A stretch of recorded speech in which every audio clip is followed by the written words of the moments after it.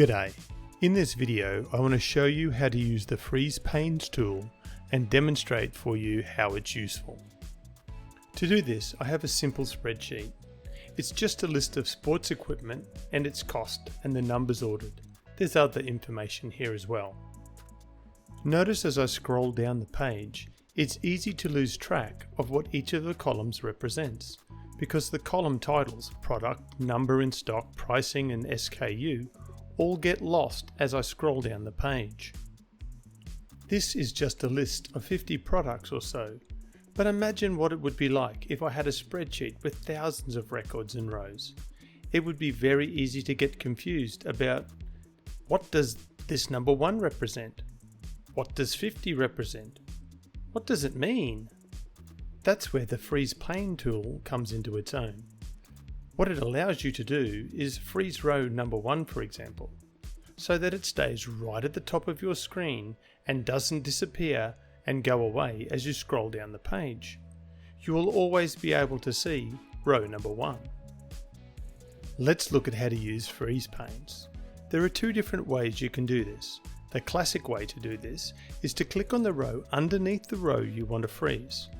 Click on row number 2.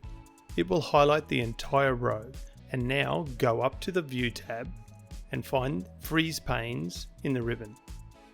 Click on it and choose Freeze Panes. Now it won't look like anything's happened, but now as you scroll down the page, row number 1 stays at the top, so you always know what the number means and what the texts mean. That's the classic way to use Freeze Panes. Using this method, you don't have to always use the top row. Let me just unfreeze panes. If you want to freeze rows 1 through 17, just click on row 18, go up to the View tab, find Freeze Panes on the ribbon, and freeze panes.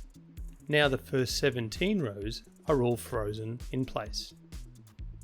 The other method is simple. Don't worry about what column or row you're in or what cell is selected. Just go up to View, Freeze Panes, and choose Freeze Top Row. This way you simply freeze the top row with one click, and it has exactly the same effect as if you had used the first method. The observant among you may have noticed there is an option to freeze the first column. If you choose that option, then the column at the far left stays in view no matter how far to the right you go. I hope you found Freeze Panes to be helpful and that you found this video useful. If you have, please click the like button below and consider subscribing to my channel for more.